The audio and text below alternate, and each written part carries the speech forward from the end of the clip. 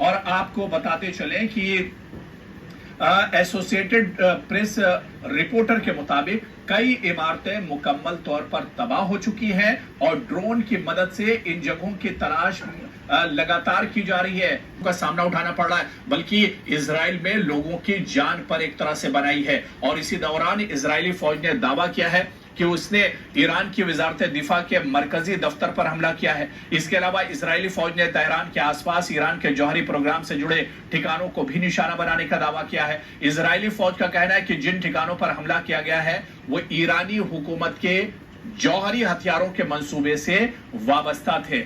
लेकिन जिस तरह से अब तक ये जंग देखी जाए, आज तीसरा दिन इस तनाव का है, इस कशीदगी का है, इस जंग का है, इसमें यह साबित हो गया है कि इजराइल से मुकाबला किया जा सकता है। इजराइल नाकाबिले तस्खीर नहीं है। इजराइल पर हमला किया जा सकता है, इजराइल को नुकसान पहुंचाया जा सकता है। इजराइल में आपको बता दें कि जो रात गुजरी है वो बड़ी मुश्किल रात थी। और आपको बताते चलें कि कई बार लोगों को अपने घरों से निकलकर जो आसपास जो टनल बनी हुई है उनमें एक तरह से जाकर छुपना पड़ा है। आईडीएफ ने बाकायदा खुद कहा, आईडीएफ के मुताबिक रात भर लाखों बुज़दिल जो लोग थे वो एक तरह से टनल के अंदर चले गए। जैसे ही रात भर सायरन बजते रहे, जो बंकर बने हुए हैं जो लोगों की सेफ्टी के लिए, जैसे ही कोई मिसाइल आता था ईरान की तरफ से, लोग बंकर की तरफ भागते थे। लोग इन बंकरों में जाकर रहने पर एक तरह से मजबूर हो जाते थे। खैर, आपको बताते चले कि ये लड़ाई कहां तक जाएगी, क्या कुछ होगा, ये तो आने वाला वक्त बताएगा। लेकिन इस लड़ाई में आप देखिए कि ईरान ने यह साबित कर दिया है कि वो पूरी तरह से मुकाबले के लिए एक तरह से तैयार है और उसने पहली चोट इजराइल को दे दी है। इजराइल पर बड़ा निशाना एक तरह से यहां पर ईरान ने साधा है। और कहीं ना कहीं आपको बताते चले कि यह भी सही है कि ईरान ये वाला दिखाना गया तेरा प्राइस मनी। कुछ इन्वेस्टमेंट भी कर ली थी, आते समय कर लिया मोबाइल से। कहाँ? गवर्नमेंट सिक्योरिटीज में। हाँ, RBI retail direct mobile app है ना, रिटेल डायरेक्ट स्कीम द्वारा इन्वेस्टमेंट यानी मैच्योरिटी पे guaranteed returns, no brokerage, no hidden fees. मान गए? आपको नहीं, ऐप को। आरबीआई कहता है जानकार बनिए, सतर्क रहिए। मुस्लिम दुनिया की दो उभरती ताकतों यानी इराक और ईरान को जंग की आग में धकेला गया और दोनों की तबाही में एक तरह से मुसलमानों ने ही बुनियादी किरदार अदा किया है। आज भी ईरान के जौहरी प्रोग्राम को खतरा बताकर इजराइल ने जो चढ़ाई की है, इजराइल ने इसे एक बड़ा खतरा दुनिया के लिए बताया था और उसके बाद यह बड़ा हमला किया गया है। लेकिन आप देखिए कि ईरान लगातार जवाब दे रहा है और ये जंग कहां तक जाएगी ये तो अभी से नहीं कहा जा सकता है। ताहम जवाबी कार्रवाई से यह वाज़ेह है कि ईरान मुकाबला करेगा और अपने जौहरी प्रोग्राम को जारी रखेगा। ताहम मुकाबला किस हद तक करेगा और जवाब में अमेरिका किस हद तक जाएगा या इजराइल किस हद तक जाएगा, ये एक तरह से वक्त बताएगा। लेकिन इतना जरूर है कि ईरान हेलो दोस्तों, कैसे हैं आप लोग? ठीक है, उम्मीद करते होंगे आप लोग ठीक हैं। जिस तरीक़ा से इज़राइल और ईरान में जंग हो रहा है, बात जंग में इस तरीक़ा से न्यूज़ पे किया जा रहा है, चाहे कुछ लोगों में इस तरीक़ा से बात को बयान लोग करते हैं कि कंपटीशन की कौन जीतेगा कौन हारेगा। सबसे पहले मेनली इम्पोर्टेंट बात है कि इसमें दो शक्तियों को हार जीत करने के मामले के आगे पीछे जो सबसे बड़ा नुकसान और लॉस पॉइंट और जिसको नुकसान झेलना है वो दोनों देश के जनता को झेलना है। जैसे सरकार हर किसी का बिल्डिंग बना के नहीं देती, चाहे हर किसी का क्या बोलते हैं, इस जंग में सबसे ज़्यादा अगर किसी को नुकसान होने वाला है तो वो है दोनों देश के जनता को नुकसान होने वाला है। राजा लोगों को, राष्ट्रपति को, प्राइम मिनिस्टर को या नेता अभिनेता को कोई नुकसान नहीं होने वाला है। इसलिए जंग चाहे ईरान छेड़े चाहे इजराइल छेड़े, जो भी लोग छेड़ा हो, तो जंग छेड़ने से पहले कम से कम एक बार दोनों देश अपने अपने नागरिक की संपत्ति, प्रॉपर्टी, परिवार के बारे में कम से कम जान लें।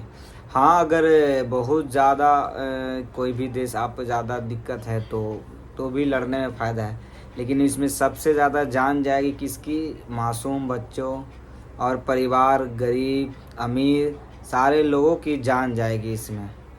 आदमी जो जिसके यहाँ जंग नहीं हो रहा है वो तो मतलब एक दूसरे को बयान पे ही बयान दे जा रहे, भैया ईरान जीतेगा कि इज़राइल जीतेगा या समझौता होगा। ये सिर्फ मनगढ़ंत कहानियाँ ही चल रही हैं और कुछ होने वाला नहीं। नुकसान तो दोनों देश का होगा और इसमें सबसे ज़्यादा प्रॉफिट कमाएगा तो वो है अमेरिका, जो मिसाइल बेचेगा, गन बेचेगा, टैंक बेचेगा, एफजेड फाइटर प्लेन बेचेगा। सबसे ज़्यादा कमाने वाला व्यक्ति जो है वो होगा अमेरिका।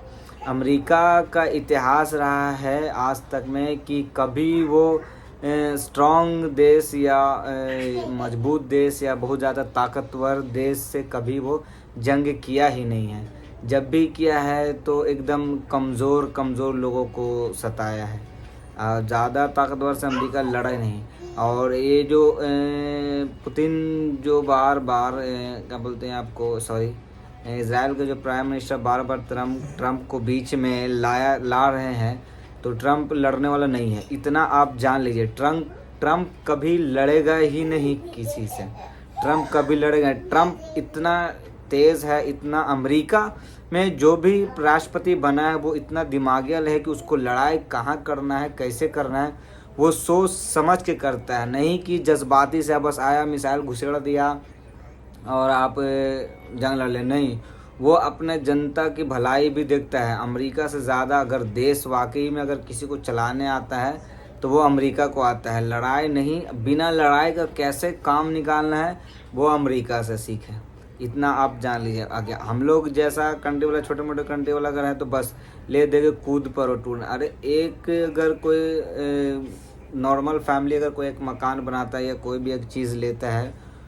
उसका अगर मकान गिर जाए, गिरने के बाद उसको बनाने में सबसे पहले तो वो उसको ज़मीन खरीद के उसको प्रॉपर्टी उतना बनाने में एक उम्र बीत जाती है, अपनी जवानी का एक टाइम बेच देती। सबसे अच्छी बात यह है कि अगर हम लोग भारत के लोग या भारत के प्राइम मिनिस्टर, चाहे राष्ट्रपति, भारत के जो भी लोग हैं, हम लोग जितने भी भारतीय नागरिक हैं, हम लोग सबसे ज़्यादा समझदार हैं, का दिमाग हम लोग का काम करता है लड़ाई झगड़े में। हम लोग आज तक लड़ने की कोशिश नहीं की, जहाँ तक के सुलह करने की मतलब सुलह करने की ओर चले हैं शुरू से ही आज तक। अभी हाल फिलहाल पाकिस्तान से भी लड़ाई, अगर जो भी जंग हुई उसमें सुलह होना ज़्यादा, क्योंकि प्राइम मिनिस्टर को ये बात पता था कि जंग अगर हुई तो आम जनता को भी नुकसान होता है और राष्ट्र को भी नुकसान होता है। आम जनता, हमारे भारत के लोगों में अधिकतर लोग कैसे कैसे प्रॉपर्टी बनाते हैं, बना के अपनी एक जायदाद क्रिएट करते हैं। उस इतना एक स्ट्रॉन्ग पे, चाहे लाख का हो, 2 लाख का हो, 10 लाख का या करोड़ का, जो भी एक ऐसा मकान होता है, अगर उसमें बाय द वे मिसाइल फेंक दिया जाता है या उस घर की फैमिली चली जाती है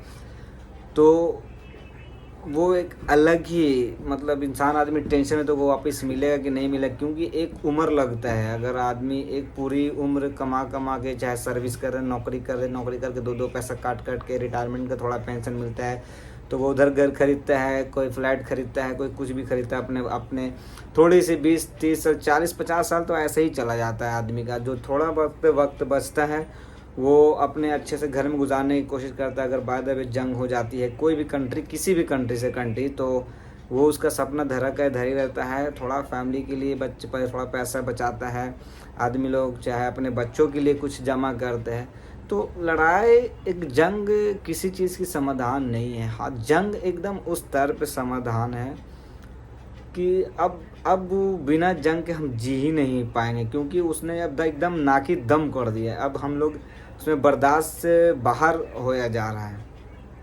तो उस सिचुएशन में आदमी को एकदम लाश होता है, जैसे कि क्या है कि नहीं भाई, अब कहीं हम लोग की कुछ लोग कहीं ड्यूटी करते हैं तो पेमेंट नहीं मिलता है, काम दमज के लिया जाता है, तो आदमी कैसे चिड़िया के बोलता है कि अब इस कंपनी में जॉब नहीं करेंगे, सो अब हम इस कंपनी को इस्तीफ़ा दें, क्योंकि नहीं तो पेमेंट टाइम से मिल पाता है, नहीं सैलरी बढ़ रही है और काम बहुत ज़्यादा है।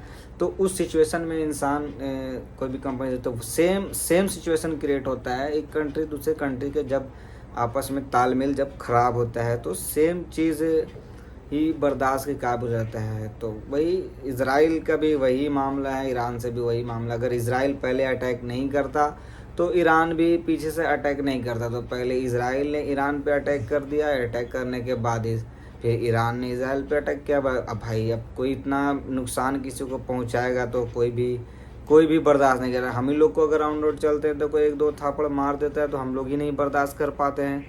तो हम लोग नहीं बर्दाश्त करते तो उतना बड़ा कंट्री चलाने वाला कैसे बेवजह कोई नुकसान सहेगा। हम लोग का अगर बैंक से बेफजूल का अगर कोई पैसा कट जाता है तो उस पैसों के लिए हम लोग बैंक चले जाते हैं कि भैया मेरा पैसा 100-200 रुपये क्यों कट गया, किस चार्ज के वजह से कटा है। तो ये सब सिचुएशन दिखता है। तो खैर यहाँ तक की बात अभी हम लोग की यहीं तक थी। तो मिलते हैं अभी नेक्स्ट वीडियो में।